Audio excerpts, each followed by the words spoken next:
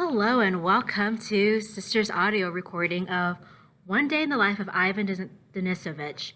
Just to warn you, my pronunciation of Russian names are completely horrific and of things in general, but hopefully this will at least help you out for those of you who like audiobooks. So this is page 28. Page 28. From the outside, everyone in the squad looked the same. Their numbered black coats were identical, but within the squad, there were great distinctions. Everyone had his grade. Pavlovsky, for instance, was not the sort to sit keeping another Zek's bowl for him. And Shukov wouldn't take on any old job either. There were others lower than him. Fitikov caught sight of Shukov and with a sigh surrendered his place. "It's all cold. I was just going to eat your helping. Thought you were in the guardhouse." He didn't hang around. No hope for any leftovers to scrape out of Shukov's bowl. Shukov pulled his spoon out of his boot, his little baby. It had been with him his whole time in the north. He'd cast it with his own hands in sand out of aluminum wire, and it was embossed with the words, Us Isma, 1944. There, he removed his hat from his clean-shaven head, however cold it might be. He could never bring himself to eat with his hat on, and stirred the cold stew, taking a look to see what kind of helping they'd given him. An average one. They hadn't ladled it from the top of the kettle, but they hadn't ladled it from the bottom either.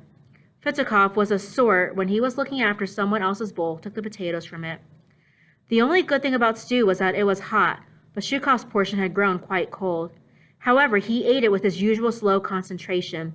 No need to hurry, not even for a house on fire. Apart from sleep, the only time a prisoner lives for himself is 10 minutes in the morning at breakfast, 5 minutes over dinner, and 5 at supper. The stew was the same every day. Its composition depended on the kind of vegetable provided that winter. Nothing but salted carrots last year, which meant that from September to June the stew was plain carrot. This year was black cabbage.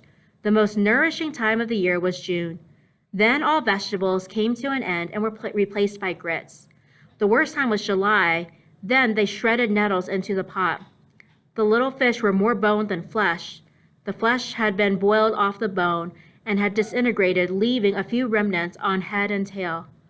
Without neglecting a single fish scale or particle of flesh on brittle skeleton, Shukov went on chomping his teeth and sucking the bones, spitting the remains on the table. He ate everything, the gills, the tail, the eyes, when they were still in their sockets, but not when they'd been boiled out and floated in the bowl, separately big fish eyes, not then. The others laughed at him for that. This morning, Shukov economized. Since he hadn't returned to the barracks, he hadn't drawn his ration, so he ate his breakfast without bread. He'd eat the bread later.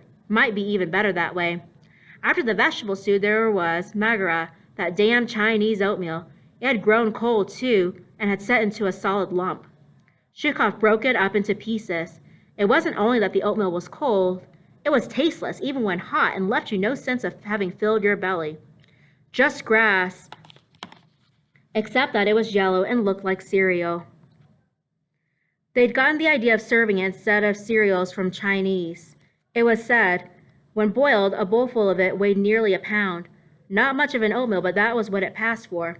Licking his spoon and tucking it back into his boot, Shukov put on his hat and went to the dispensary. Just FYI, dispensary just means a place to get medicine. The sky was still quite dark. The camp lights drove away the stars. The broad beams of the 2 searchlights were still sweeping the zone. When this special forced labor camp, had been organized, the security forces had a lot of flares left over from the war, and whenever there was power failure, they shot up flares over the zone, white, green, and red, just like real war. Later, they stopped using them to save money, maybe. Okay, at this point, you should do your sticky note summary for pages 28 and 29. At this point, you should really do your sticky note summaries for pages 28 and 29. No, really, you should do it. Don't take shortcuts. Please do it. Thank you. It seemed just as dark as the reveal, but the experienced eye could easily distinguish by very small signs that soon the order to go to work would be given. Cromwell's assistant, Cromwell, the mess orderly, had an assistant whom he fed, went off to summon Barrack 6 to breakfast. This was the building occupied by the infirm who did not leave the zone. An old bearded artist shuffled off to the CED for the brush and paint he needed to touch up the numbers on the prisoners' uniforms. The Tartar, okay, so the Tartar, I think, is referring to a person, probably like a leader in charge of something within the camp. The Tartar was there again, cutting across the parade ground with long, rapid strides in the direction of the staff quarters. In general, there were few people about, which meant that everyone had gone off to some corner or another to get warm during those last precious minutes. Zhukov was smart enough to hide from the Tartar around a corner of the barracks. The guard would stick to him if he caught him again. Anyway, you should never be conspicuous. The main thing was never to be seen by a camp guard on your own, only in a group. Who knows whether the guy who wasn't looking for someone to saddle with a job or wouldn't jump on a man just for spite? Hadn't they been around the barracks and read them that new regulation? You had to take off your hat to a guard 5 paces before passing him and replace it 2 paces afterwards. There were guards who slopped past as if blind, not caring a damn, but for others the new rule was a godsend. How many prisoners had been thrown in the guardhouse because of that hat business? Oh no, better to stand around the corner. The Tartar passed by, and Zhukov finally decided to go to the dispensary. But suddenly he remembered that the tall Let in Barrack 7 had told him to come and buy a couple of glasses of homegrown tobacco that morning before they went out to work. Suddenly Zhukov had clean forgotten in all the excitement. The Let had received a parcel the previous evening, and who knew but that by tomorrow none of the tobacco would be left, and then he'd have to wait a month for another parcel. The Let's tobacco was good stuff, strong and fragrant, grayish-brown. Zhukov stamped his feet in vexation. Should he turn back and go to the Let? But it was such a short distance to the dispensary, and he jogged on. The snow creaked audibly underfoot as he approached the door. Inside, the corridor was as usual so clean that he felt quite scared to step on the floor. And the walls were painted with white enamel, and all the furniture was white. The surgery doors were all shut. The doctors must still be in bed. The man on duty was a medical assistant, a young man called Kola Vodushkin. Okay, I have no idea how to pronounce that. I apologize.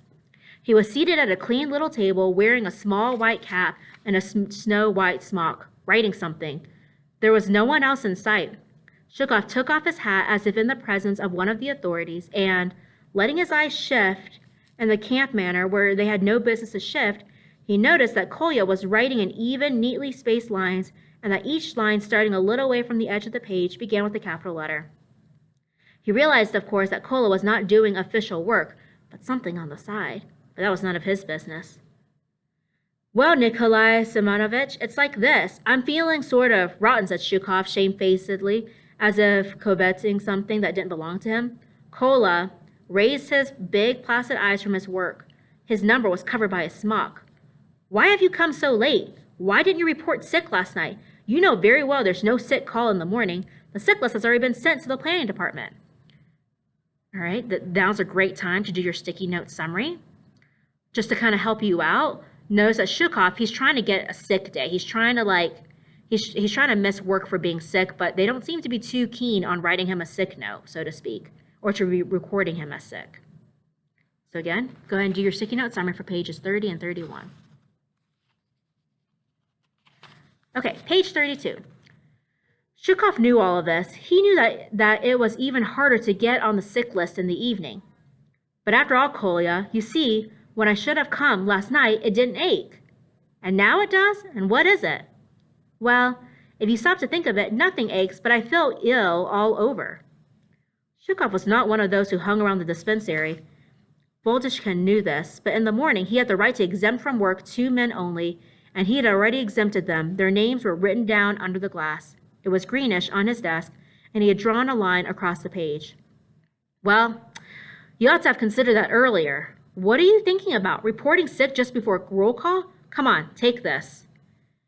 He pulled the thermometer out of one of the jars where they stood in holes cut in pieces of gauze, wiped it dry, and handed it to Zhukov, who put it in his armpit.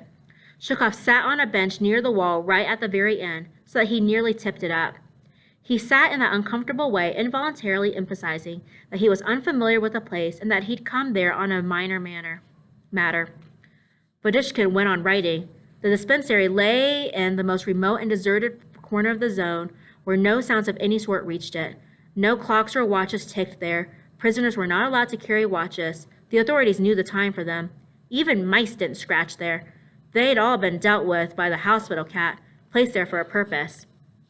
For Zhukov, It was a strange experience to sit in that spick-and-span room in such quietness, to sit under the bright lamps for 5 minutes long doing nothing. He cast his eyes around the walls and found them empty. He looked at his jacket. The number on the chest was almost rubbed off. That might be noticed. He ought to have touched it up. He ran his free hand over his chin and felt the stubble. His beard had grown fast since his last bath over 10 days ago, but that didn't worry him. Next bath day was about 3 days off, and he'd have a shave then. What was the sense of lining up at the barber's? Who did he have to doll himself up for? Then, as he eyed Wadushkin's snow-white cap, he remembered the hospital on the banks of the river Lovat, where he had been taken with a smashed jaw, and then, what a dope he was, volunteered for the front again, though he could have lain there in bed for 5 days. And now he was dreaming of being ill for 2 or 3 weeks, not dangerously ill, of course, not so bad that they'd have to operate, yet bad enough to go to the hospital and lie in bed for 3 weeks without stirring, and let them feed him on nothing but that clear soup of theirs. He wouldn't mind.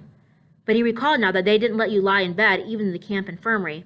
A new doctor had arrived with one of the latest replacements, Stefan Grigorich, a fussy, loud-voiced fellow who gave neither himself nor his patients any peace. He invented jobs in and around the infirmary for all the patients who could stand on their feet, fencing the garden, laying paths, bringing soil to the flower beds, and in wintertime erecting snow barriers. Work, he said, was a first-rate medicine for any illness. You can overwork a horse to death, but the doctor ought to understand. If he'd been sweating blood, laying blocks, he'd quiet down. You could be sure of that. Badushkin went on with his writing. He was, indeed, doing some work on the side, but it was something beyond Zhukov's understanding. He was making a fair copy of a long new poem that he'd finished the previous evening and had promised to show that day to Stepan Grigorich, the doctor who advocated work therapy.